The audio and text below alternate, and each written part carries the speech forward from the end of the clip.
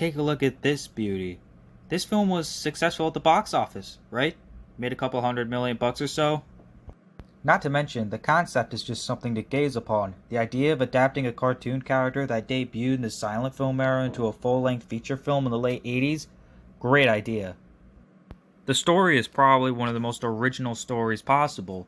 In another dimension, Princess Oriana has been taken captive by the villain, the Duke of Zil, who is her uncle.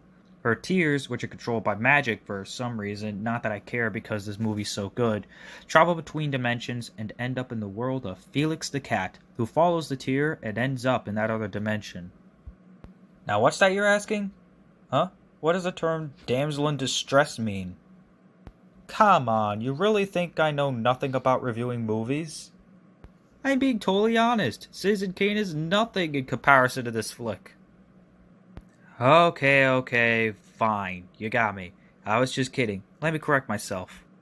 This film bombed at the box office, only making $1,964,253 on a $9 million budget. The story is just a generic damsel in distress situation, and besides, another dimension?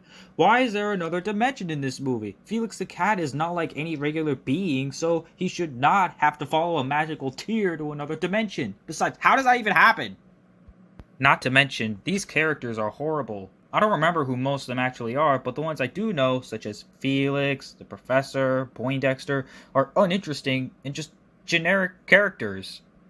Well, so are the new characters, but you get the idea. Felix is one of the most annoying characters throughout the movie, and his dialogue bothers me. And it's not so much that when he first appears, he uses dialogue that sounds like it belongs in an itchy and scratchy cartoon, as it is that he makes the worst jokes possible. Also, the Professor and Poindexter were pretty major characters in the original cartoons, but here, they're just there for comedic relief, and it would have been a little better to leave them out entirely, or better yet, why can't the Professor be the main antagonist instead of some uninspired villain who exists so the film can have its cliché story? The animation is another problem. There's pretty much no consideration for lip sync, and the picture moves too quickly for us to comprehend.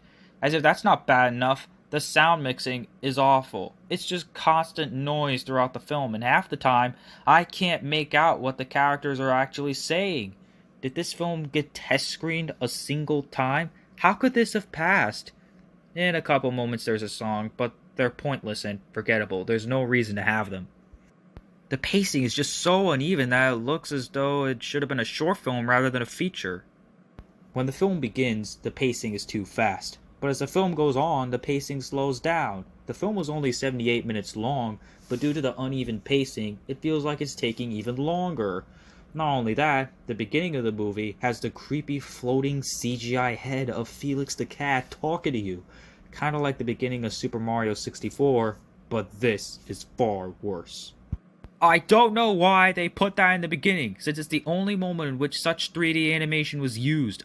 I swear it's true. I promise you, I've watched through the whole 78-minute runtime, and the only instance you see the sort of animation is at the beginning of the movie and during the end credits. So these CGI moments didn't need to exist. One last thing, it has one of the worst climaxes in any film ever. It's like something out of a bad Zelda game that ironically came out later. You know the one I'm talking about, unless you're not that familiar with Zelda. That's okay, because neither am I. But anyway, I could probably say that beyond any doubt, this movie is the worst movie I've ever seen in my whole 17 years of my life. And probably even further than that. There's no redeeming factors about this movie. The animation is horrible, the lip sync was not considered, the sound mixing is confusing, the characters are bland, you wouldn't recognize most of them, the humor is awful, the list goes on and on. If I could rant on forever about how terrible this movie is, I would, but let it be remembered that this film is the worst film I've ever seen, and I dare you to come up with one that is worse. Oh gosh.